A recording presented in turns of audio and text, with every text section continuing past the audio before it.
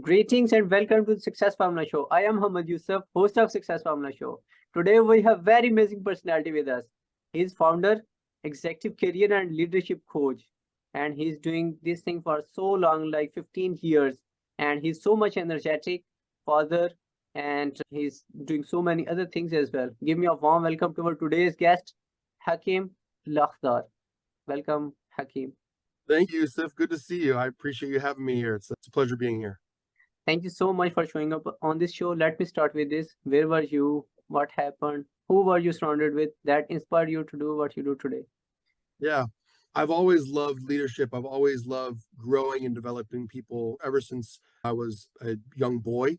I was always that kid on the playground who, if there was someone who was picked last for kickball, I was always the one who stepped aside and we'd go walk the playground together and we'd talk through why that was challenging and telling them it's okay and there'll be another chance. And I was a peer counselor in middle school and I did JROTC in high school, which was really all about leadership and leading others and leading yourself in a really effective and meaningful way.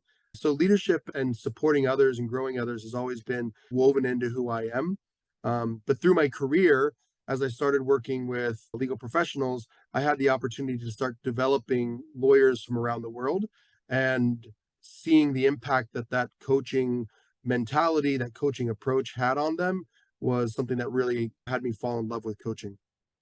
Amazing, wonderful. Okay, Hakim, you have a lot of experience. You have taught a lot of different kinds of executives and CEOs. What are the top three success secrets which others can get as a cheat sheet and implement right now in their business? Yeah, no, it's a great question. I think point that I think a lot of people make, but I think it's not to be undervalued, which is creating SMART goals. Those are specific, measurable, achievable, realistic, and then time bound. And I think that when you think about those SMART goals and how essential it is to create that plan and put that plan in place for yourself, you realize that it takes your goals from being purely this I wish pie in the sky idea to something that's actually actionable and something that you can achieve if you've created a structure around it. Another one is consistency. I think consistency is something that a lot of us struggle with.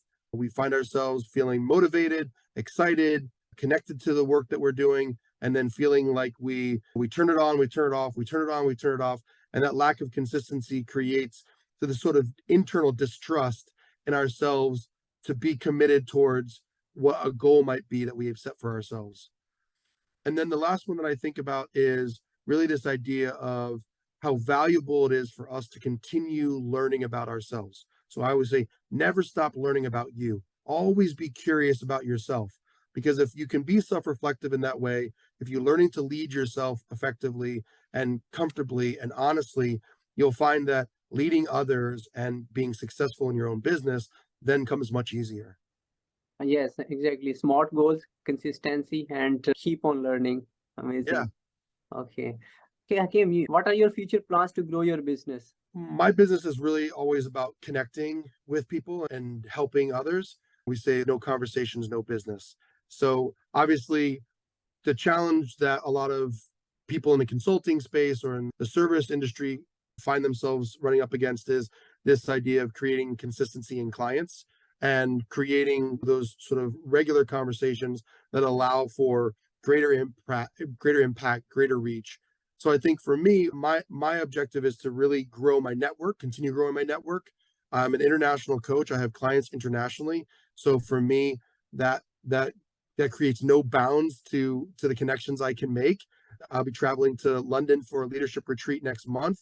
And through that, I hope to create greater connections with other potential clients, but also leaders who are just interested in having a conversation. So the way that I'm going to grow my business is by continuing to have more of those conversations.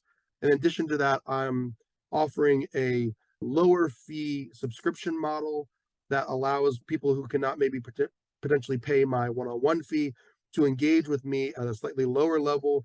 And then over time, if they wish to pursue one-on-one coaching, they can pursue that. But it's a bit more manageable for some folks.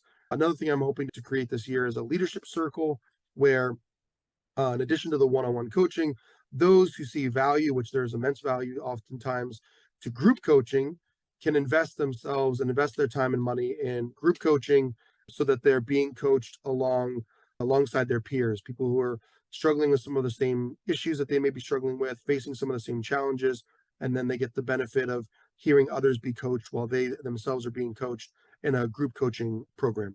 You really have smart goals in your life. Yeah, I've got to practice what I preach, right? Yeah, wonderful. Okay, and what challenges are you facing right now in your business? Yeah, I think, as I mentioned, connection is crucial. What the conversations are really what drive the business. They're what motivate me. They're what inspire me. They're what educate me. I come out from every conversation, whether it's with a potential client or it's with a colleague or it's a fellow coach. From each of those conversations, I've taken some golden nugget that I then build into who I am as a coach, who I am as a businessman.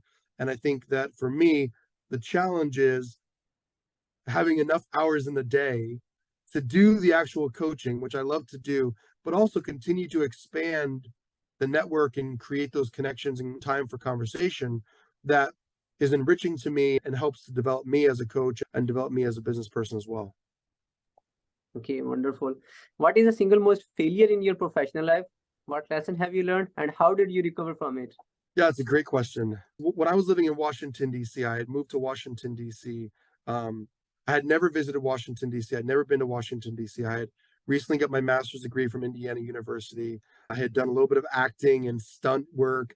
I was dabbling in the entertainment space. I was a musician down in Key West. I was living in Las Vegas, and I've lived many lives.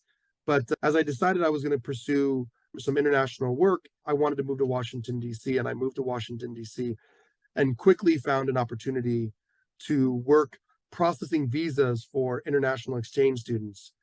And I was excited by it. I thought, okay, this could be an opportunity to get in and to be doing international work and learn the ins and outs of that. And of course, I want to support people who are doing these international educational and cultural exchanges. How exciting. And day one, I got in and my gut told me, ooh, this is not what you think it is. This is going to be very administrative. You're going to be pushed into a corner and you're just going to be processing paperwork all day. There's not going to be a lot of exposure to people, and I'm very much a people person. The learning is going to be slow and sluggish, and it's probably not going to be work that you enjoy. And I told myself, well, it's okay. You got to start somewhere. You got to start somewhere. And by day two, the woman I was working with at the time called me into her office and she said, I just want to let you know, I don't think this is going to work out. And I asked for an explanation. I was curious as to why that might be. And she said, I'm just not feeling that you're really into this work. And I said, okay, I appreciate you recognizing that. And I took my tie off and I walked out the front door, so relieved that I had just dodged this bullet. So as I left the office, I thought to myself, wow, what a failure. Should I take this personally? Should I feel embarrassed by this? Should this be something that I never share with anybody? Or maybe I'll never mention it again. I'll just forget about it. But actually, it was an opportunity for me to remind myself how to trust my gut, my intuition, and to realize that there are going to be situations in my life where I know immediately and in my heart and in my gut that this maybe is out of alignment with who I am and what I desire, and to listen to that and to explore that deeper versus pushing that aside and making excuses for pursuing it anyway. And sure enough, this opportunity exposed itself for exactly that, one that really wasn't ideal for me. So Yeah, one door is closed and another door is opened. that's right. Yeah. Exactly. And from that, many other opportunities were presented that took me on the path that led me to where I am now. And had I insisted on staying there, or had I faked it in a way that allowed me to continue my time there, I may have been stuck there doing that work and not grown in the way that I did over time, or it may have taken me on a completely different path. Yeah, exactly. Okay, Hakim, amazing story. And that is so much inspiring, by the way. Okay, Hakim, who is your ideal client or customer? Yeah, so I work with mid to senior professionals across any industry. Most of my clients are at the executive level. They're either business owners or they're the sort of C-suite level employees. They're responsible for leaders of leaders. And I think that is a real challenge in the space of leadership. When you find yourself being a supervisor or a manager or a team leader, there's some familiarity with the work that's being done because you were just doing it probably prior to taking on this leadership role in that group. But when you're a leader of leaders, there's an expectation that you're driving culture, that you're setting the tone for how business is conducted, by how people are treated in your organization.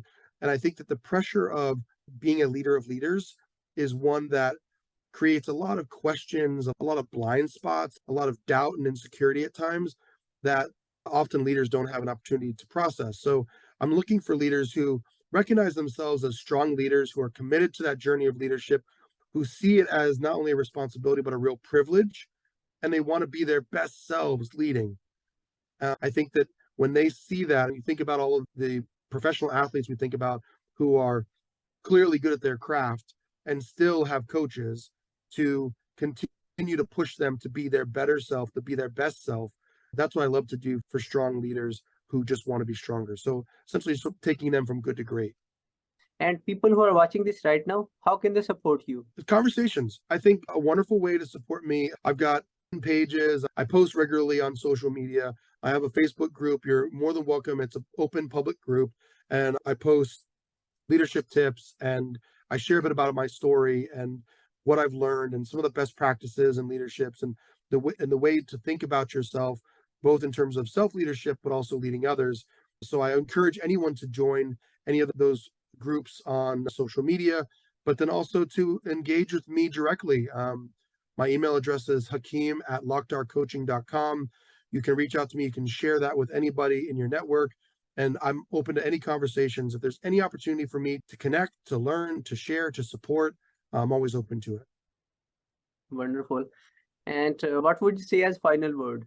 You mentioned in the intro that my focus really is, my commitment is to raise the consciousness of leaders to effectively lead themselves and others with greater clarity, confidence, and compassion.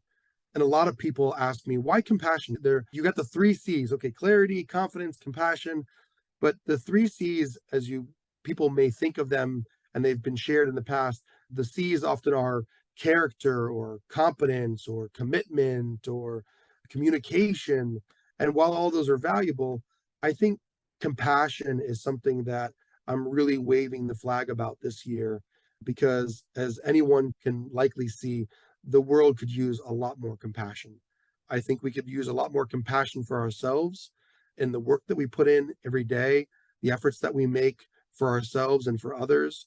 So I think showing ourselves some grace, showing ourselves some compassion would go a long way to ensuring that we're successful and we're happy and that we're supported, but also showing that to others. And when you're in a leadership role, the impact that leaders have on an individual's career, on their life, both personally and professionally, the way that individuals leave the office and go home and show up as wives or husbands or mothers or fathers or sons or daughters can be directly impacted by the way that they're treated at work and by the way that leaders show up for them. And I think that if compassion is something that a leader recognizes as a top 3 tool in their leadership toolbox, they're going to create a lot of growth, a lot of safety, a lot of support, a lot of productivity, a lot of impact, just from coming from a place of compassion. So I think that's one of the things that I'm really committed to growing and to broadcasting this year, is infusing more compassion into the work that we do, into our lives, both personally and professionally. And I think leaders would greatly benefit from that too. Wonderful.